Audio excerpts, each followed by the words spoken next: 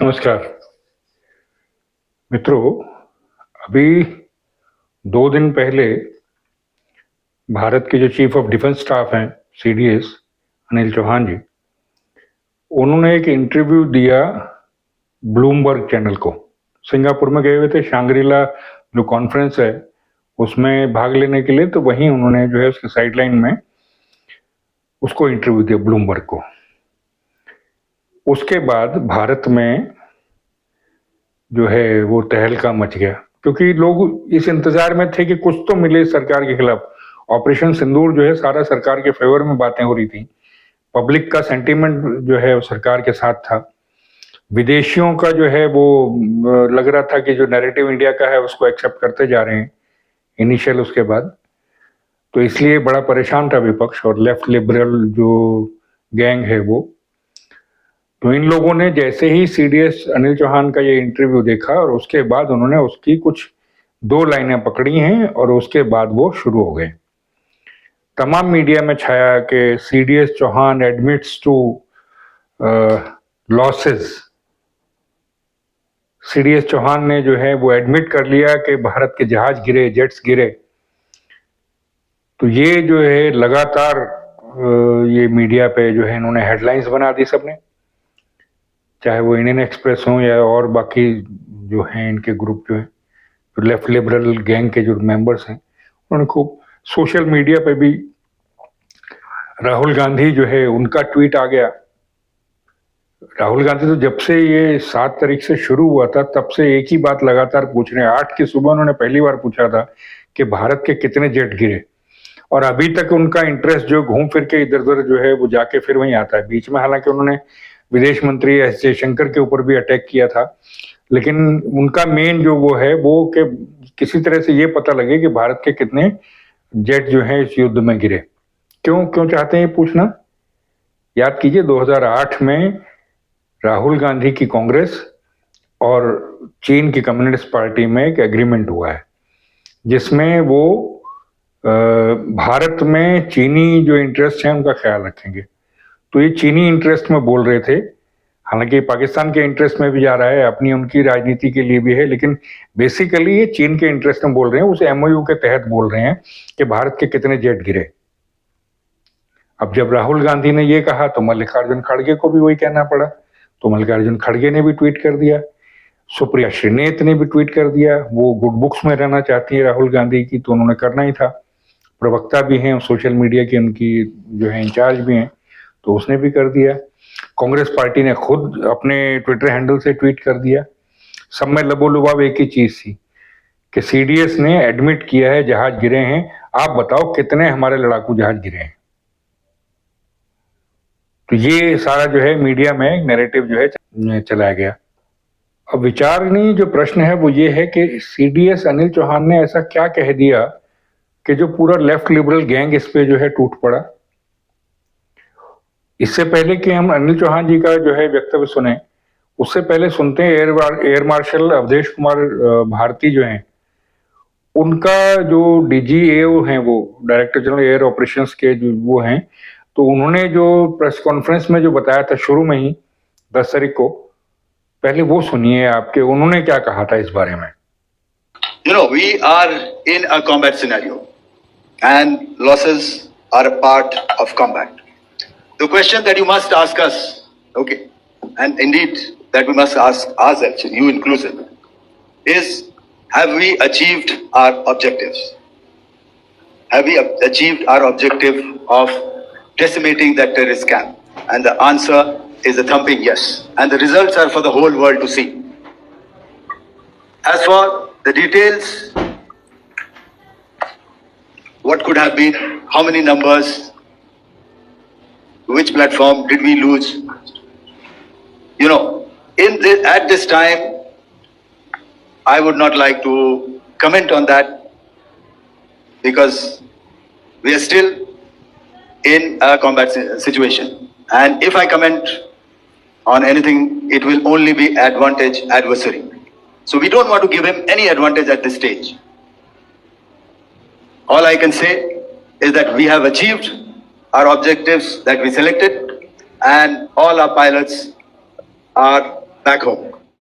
Air marshal A के भारती ने स्पष्टतः स्वीकार किया कि हमको कुछ नुकसान हुआ है। Yes, we suffered some losses.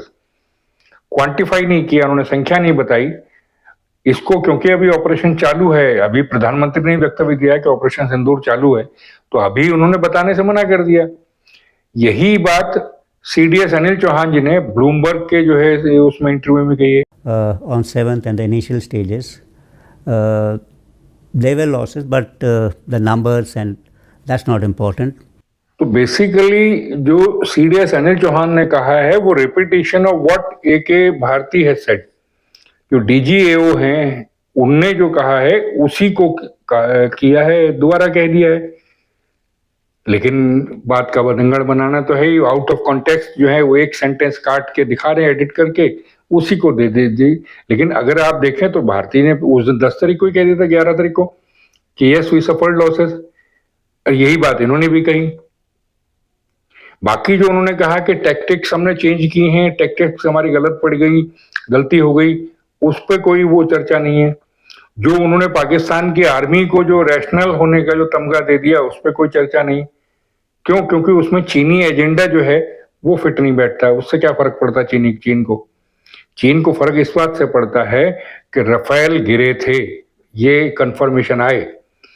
क्यों फर्क पड़ता है? क्योंकि अभी तक के जितने एविडेंस आए हैं, जितने साक्ष्य आए हैं, जितने वीडियो आए हैं, फोटो आए हैं, उसके हिसाब से जो चाइनीज HQ-9 जो एयर डिफेंस सिस्टम था वो ध्वस्त हुआ।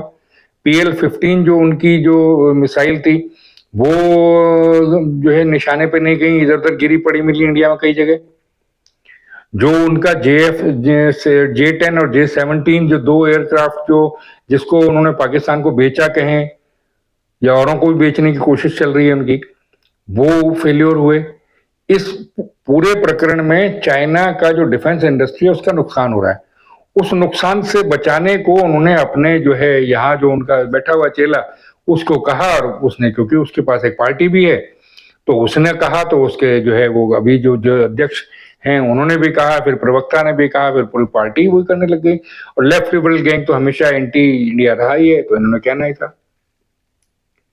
एक बात जो सबके सब मिस कर रहे हैं वो ये है, जो इस 7 दिनों के अंदर, वैसे हमेशा से ही रहा है, पर इन पिछले जो 7 तारीख से 10 मई के बीच में जो कुछ जो घटनाएं हुई 11 मई तक, उसमें जो 2 चैनल जो हमेशा भारत के विरुद्ध बोलते रहे, भारत के खिलाफ जिन्होंने प्रचार किया, वो या तो अल जजीरा था या ब्लूमबर्ग था।